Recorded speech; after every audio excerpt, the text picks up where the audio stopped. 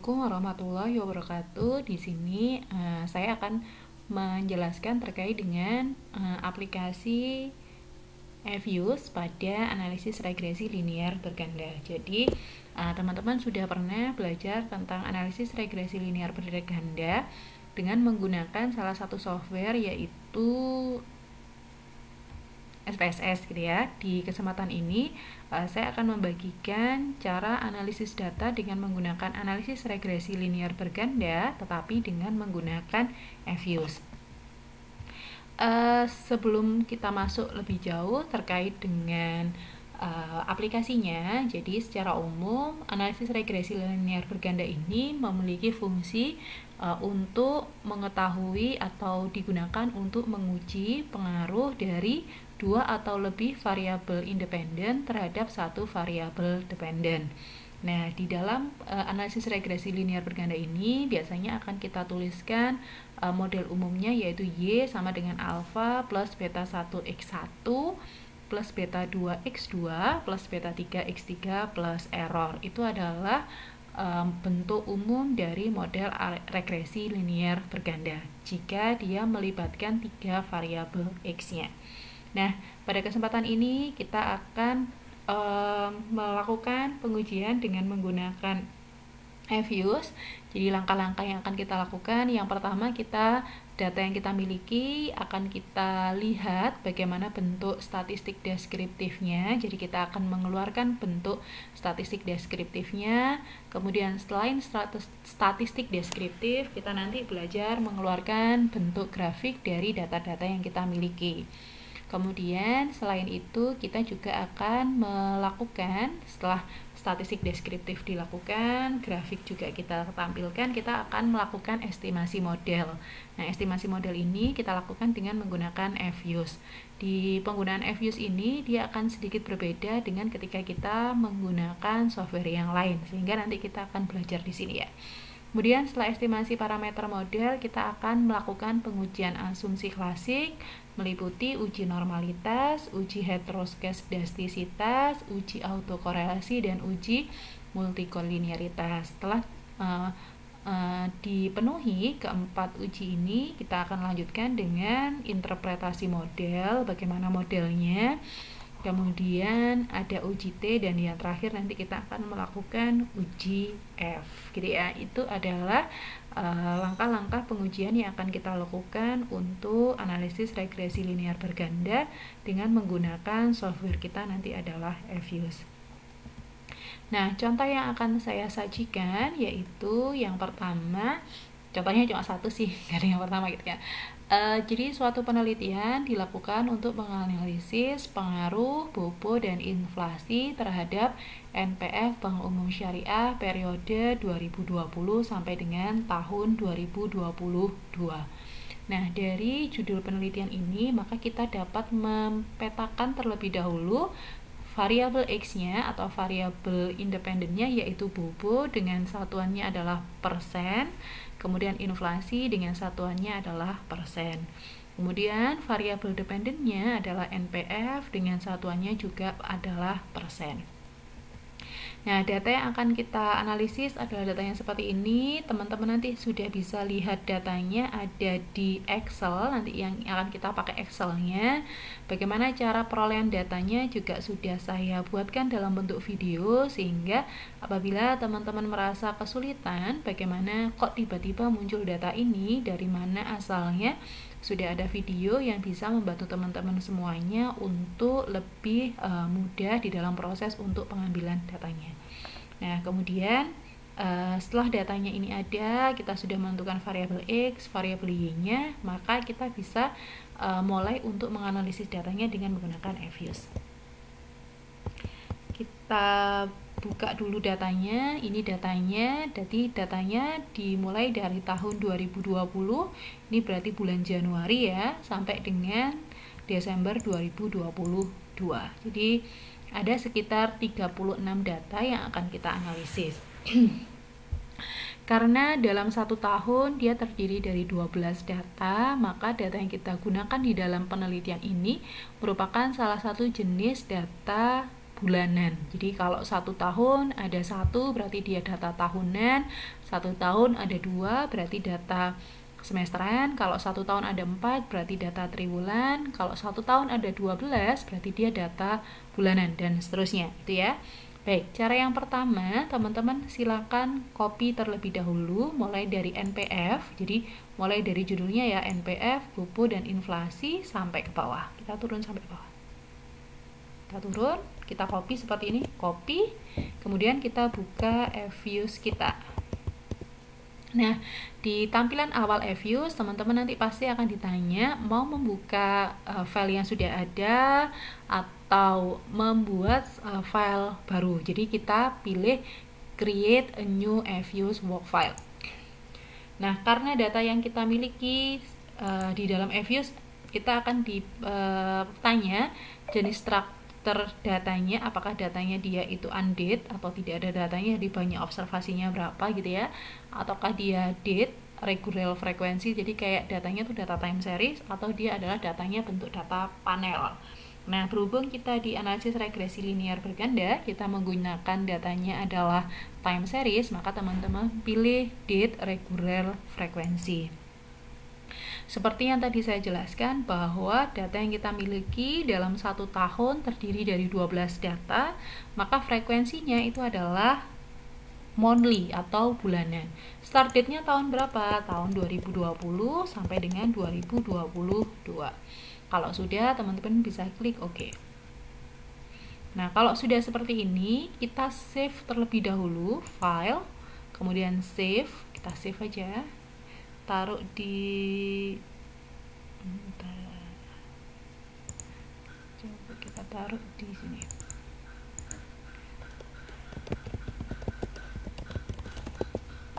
Kita taruh di sini, kita save karena software kita ini adalah crack ya, sehingga kadang ada kemungkinan bahwa suatu di waktu-waktu tertentu dia akan kayak error gitu loh. Jadi untuk menghindari error itu, jadi teman-teman bisa sering-sering nge-save gitu ya.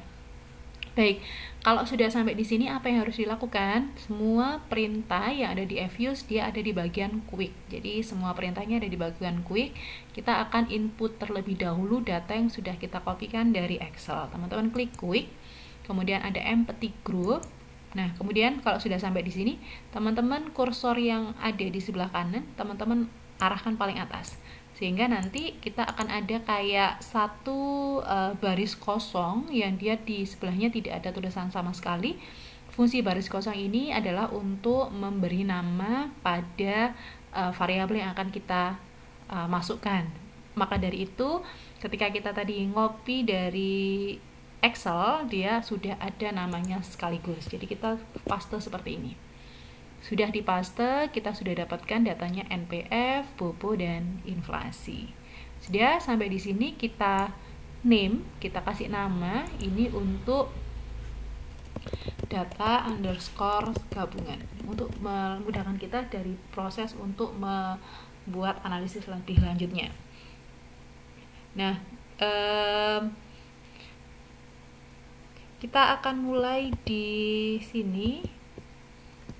Pertama kita akan mengeluarkan statistik deskriptifnya. Nah, statistik deskriptif nanti dari FViews kita akan mendapatkan bentuk yang seperti ini, mulai dari mean, median, maksimum, minimum, standar deviasi, skewness, kurtosis, jar Kuiper, probability, sum square deviation, observation itu berarti banyaknya observasinya. Nah, bagaimana caranya? Jadi dari sini bisa kita, kalau teman-teman tadi sudah terlanjur ditutup gitu ya, kita bisa klik 2 kali di data gabungan, kita pilih view, kemudian descriptive statistik, kita pilih common sample. Jadi kalau common sample itu dia akan dikeluarkan satu, jadi maksudnya semuanya bersama-sama. Kalau individual ya tadi, kalau individual berarti dia akan dimunculkan satu per satu. Nah, karena sifat dari FViews agak sedikit berbeda dengan yang ada di SPSS gitu ya, jadi setiap hasil yang muncul itu memang harus kita simpan. cara menyimpannya adalah teman-teman bisa langsung di phrase seperti ini, kemudian di copy, atau dari phrase ini kita bisa simpan. Misalkan seperti ini, kita kasih nama underscore 1 gitu ya, deskriptif. Nah, sebenarnya boleh disimpan, boleh enggak sebenarnya ya. Tapi kalau kita lebih ingin dapat banyak gitu ya, biar nanti kita tidak pusing di step-stepnya, lebih enak kita simpan. Jadi cara nyimpannya adalah kita phrase, kemudian kita name. Nah, setelah deskriptif, kita akan menggambar grafik dari masing-masing variabel yang kita miliki. Jadi dari gabungan ini kita bisa close. Kemudian kita pilih terlebih dahulu Bobo, karena yang paling atas ya, kita pilih Bobo. Kemudian teman-teman bisa klik view. Kemudian di sini ada graph. Di graph aja, di basic, line and symbol, kita klik OK saja. Nanti kita akan mendapatkan bentuk grafiknya seperti ini. Kita phrase, jadi semuanya di phrase dulu, baru kita name. Ini kita kasih angka 2, graph, G titik gitu aja, nggak apa, G titik Bobo, semoga bisa. Dia mau pakai titik nggak? Oh, dia nggak mau menggunakan titik. Jadi kalau mau berarti kita name-nya adalah underscore 2 grafik underscore Bobo. Jadi lebih enak. Terus Bobo sudah selesai, kita boleh tutup. Kita klik 2 kali di inflasi, view, kemudian graph. Oke, kita kasih phrase, kita kasih name underscore 2 grafik inflasi. Terakhir untuk NPF, klik 2 kali di NPF, view, graph. Oke, kita phrase, kita name underscore 2 graph inflasi. Maaf, ini kan punyanya NPF ya, maaf, underscore 2 graph NPF. Nah, kalau sudah di graph, kita bisa lihat di sini setelah statistik deskriptif, kita mendeskripsikan datanya. Nanti tidak usah terlalu banyak kita bantu untuk deskriptifkan ya, karena kayaknya teman-teman sudah pinter lah untuk bagaimana cara mendeskripsikan datanya, jadi tidak perlu kita tampilkan nanti di analisis. Kemudian selain grafik, kita bisa akan memunculkan selain deskriptif, kita akan bisa memunculkan grafiknya. Bentuk grafiknya nanti seperti ini. Ternyata teman-teman bisa mendefinisikan grafik masing-masing. Insya Allah semuanya sudah bisa lah ya, sudah paham bagaimana cara untuk mendefinisikannya. Nah, kemudian setelah grafik ini selesai, kita bisa mendefinisikan masing-masing grafiknya. Kita akan masuk ke langkah selanjutnya, yaitu estimasi parameter dari modelnya. Jadi kita estimasi dulu. Cara estimasinya, kalau biasanya kita start bla bla bla gitu ya, teman-teman semuanya ada di bagian quick estimate equation. Jadi kita harus ngetik apa sih variabel x-nya, apa variabel y-nya gitu ya. Jadi di estimation equation yang harus kita ketik terlebih dahulu adalah variabel y-nya. Di sini variabel y yang kita gunakan adalah NPF, maka NPF kita ketik terlebih dahulu. Boleh kita ketik dengan menggunakan huruf capital atau kita ketik dengan huruf biasa saja, karena dia tidak akan mempengaruhi kita. Jadi mau tulis besar semua boleh, mau tulis kecil semua juga boleh, jadi tidak terlalu bermasalah. Ada NPF, kemudian kita kasih C, itu untuk konstanta, jadi kan ada C-nya ya. Kemudian kita masukkan variabel X1 yaitu Bobo, variabel X2 yaitu inflasi. Jadi cara menulisnya seperti itu. Jadi NPF sebagai variabel Y, spasi C, spasi Bobo, spasi inflasi.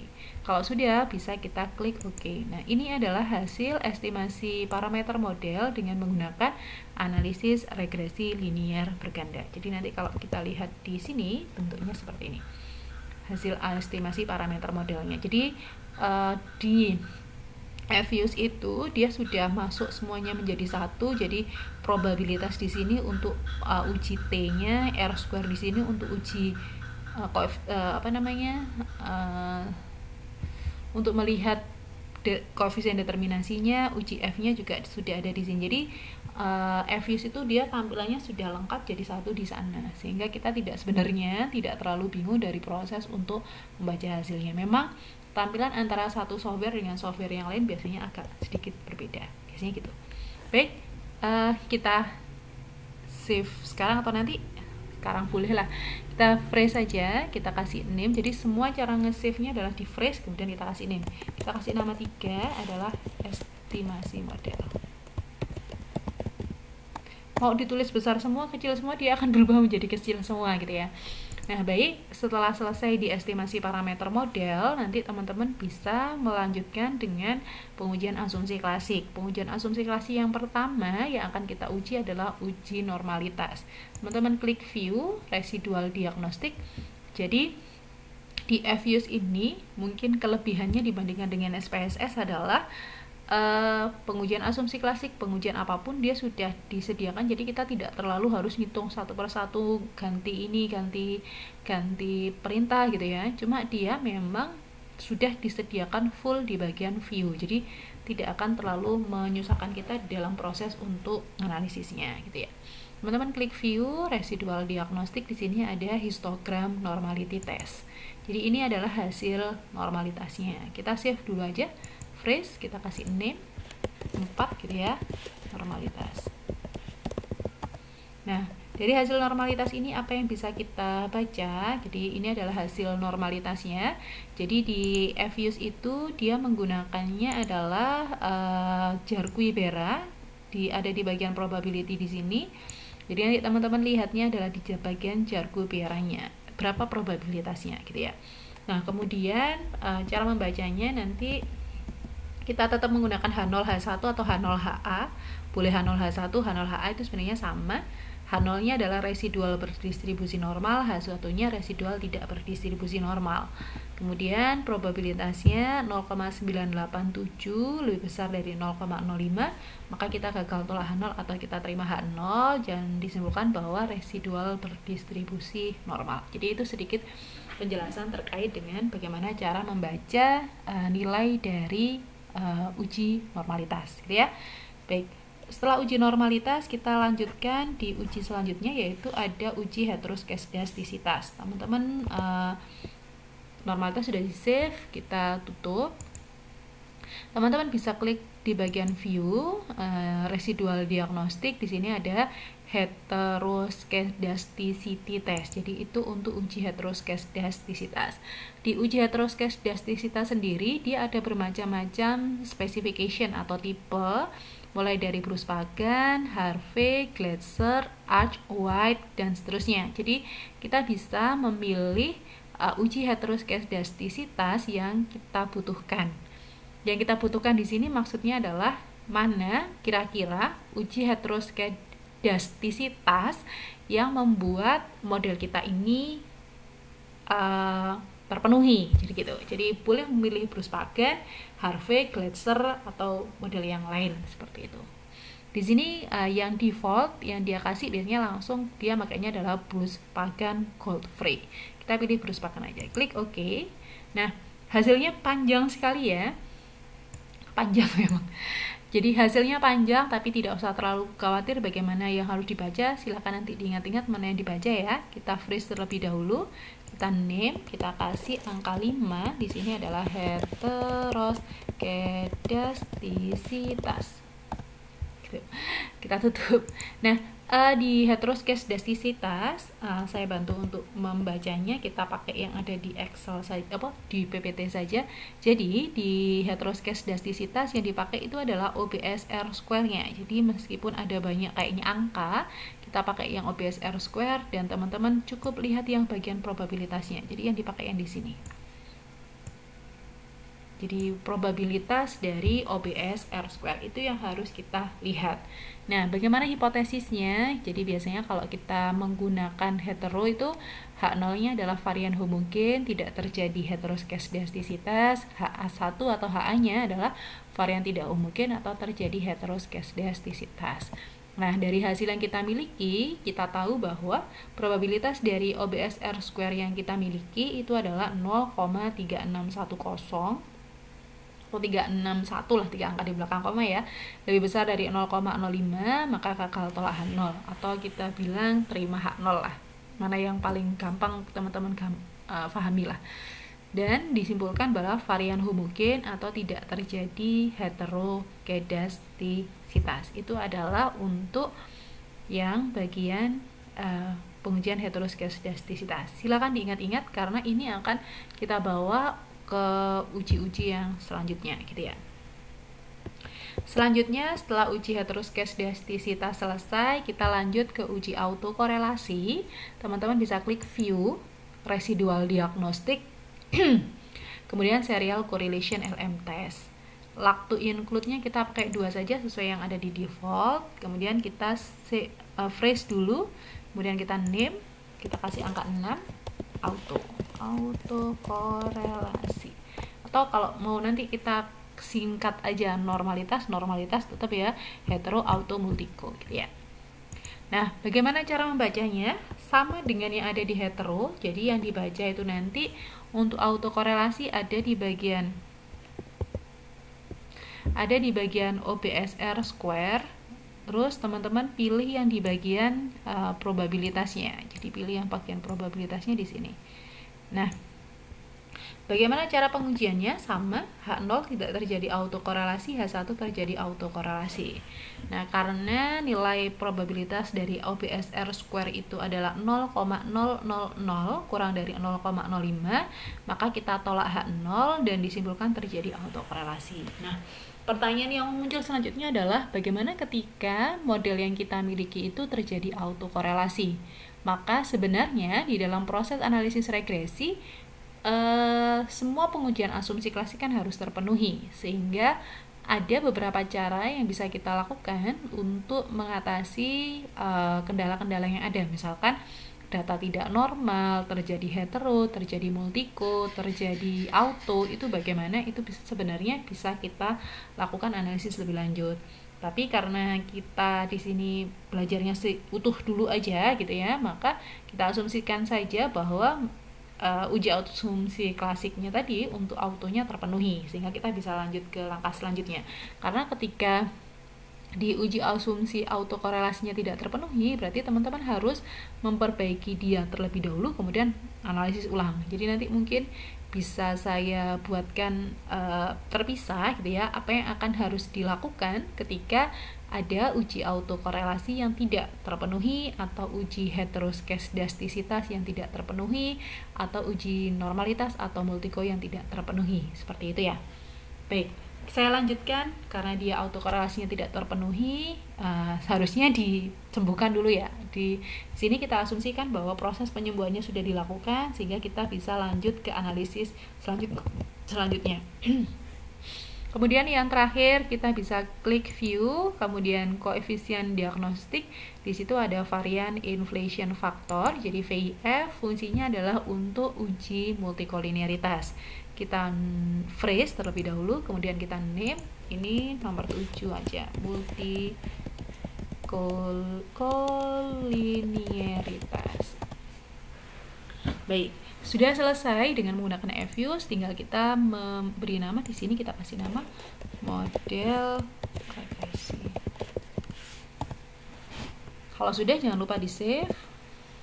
Boleh menggunakan 7 akurasi atau 16 gitu ya. Saya bahasa Inggris nggak begitu bisa, jadi campur-campur lah. Kemudian klik OK. Ini kita tutup. Jadi di sini Fuse-nya sudah selesai.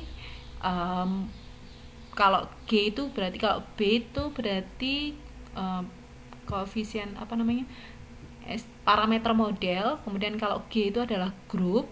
Kalau bentuknya biru seperti ini itu adalah persamaan. Kalau bentuknya ada kayak garis-garisnya itu berarti dia variabelnya. Jadi bentuknya seperti ini. Kalau yang bentuk kayak kotak-kotak gini ada turun-turunannya, berarti dia bentuknya grafik gitu ya. Baik, saya lanjut ke sini. Setelah uji autokorelasi ada multikolinearitas. Di bagian multikolinearitas yang kita lihat nanti teman-teman mana ya? Yang dilihat adalah di bagian center VIF-nya ya. Di center VIF ini menunjukkan ada tidaknya multikolinearitas pada model. Dilanjut untuk membuat model regresi, nanti yang bagian teman-teman lihat ada di bagian koefisiennya. Jadi di sini cara menulisnya adalah NPF sama dengan 5,151 min 0,019 kali bopo min 0,202 kali inflasi ditambah error. Itu adalah modelnya. Bagaimana cara menjelaskannya? Insya Allah teman-teman sudah bisa ya, tidak akan saya jelaskan. Saya lanjutkan, kemudian kita uji T. Kalau uji T, nanti teman-teman lihat di bagian probabilitasnya yang ada di sini untuk melihat ada tidaknya pengaruh. Kalau lebih besar berarti tidak berpengaruh, kalau kurang dari dia berpengaruh. Jadi ini saya kasih satu contoh untuk hipotesis 0 dan hipotesis satunya, bahwa pupuk tidak berpengaruh signifikan terhadap NPF dan hal satunya pupuk berpengaruh signifikan pada NPF. Nah, untuk pupuk karena dia lebih besar maka kita terima H0 atau gagal tolak H0 dan kita simpulkan bahwa pupuk tidak berpengaruh signifikan. Sedangkan inflasi karena nilainya kurang dari 0,05 maka kita tolak H0 dan kita simpulkan bahwa inflasi berpengaruh signifikan terhadap NPF, seperti itu. Dilanjut yang terakhir untuk uji F, ini uji T ya. Ini masih tulisannya uji T ya. Ini harusnya uji F ya. Uji F itu teman-teman lihat di bagian sini, F statistik. Nah, di F statistik ini dia digunakan untuk melihat hasil uji F-nya. Jadi H0 HA-nya karena 0,000 kurang dari 0,05 maka kita tolak H0 dan dapat kita simpulkan bahwa pupuk dan inflasi dia berpengaruh signifikan terhadap NPF secara simultan. Kalau dia bareng dia berpengaruh gitu ya. Kalau dia sendiri-sendiri ternyata yang berpengaruh hanya inflasi. Itu sedikit penjelasan penggunaan FUs untuk analisis regresi linear berganda. Semoga penjelasan ini bisa memberikan pemahaman yang lebih pada teman-teman selain apa yang sudah kita pelajari di kelas. Jadi biar nanti ketika teman-teman mencoba sendiri di rumah masih bisa step by stepnya dan bisa bagaimana cara untuk menganalisisnya. Sebelum itu FUs-nya sudah selesai dari nomor 1 sampai nomor 7 gitu ya. Kita kasih nomor biar lebih gampang. Jadi nanti kalau ngopi teman-teman bisa klik misalkan seperti ini, kita kopinya mulai dari sini sampai bawah. Jadi lebih enak dari sisi ngopinya. Kalau sudah boleh kita tutup, kita X. Dari sini kayaknya sudah. Terima kasih. Sekian dari saya. Terima kasih. Semoga video ini bisa membantu teman-teman untuk lebih bersemangat lagi di dalam belajar tentang ekonometrika, bahwa memang untuk mempelajari sesuatu memang kita harus mengorbankan waktu kita untuk mempelajari hal itu. Segala sesuatu yang berhubungan dengan alat, penggunaan alat, apalagi di ekonometrika kita menggunakan salah satu alatnya adalah FUs, tidak ada yang sulit ketika kita memang bersungguh-sungguh untuk belajar. Karena menurut saya hafalan yang ada di FUs di ekonometrika jauh lebih sedikit dibandingkan dengan mata kuliah yang lain yang mungkin hafalannya jauh lebih banyak. Konsep-konsep yang ada di sini tidak terlalu sulit menurut saya untuk dihafalkan asalkan kita menyempatkan waktu untuk belajar.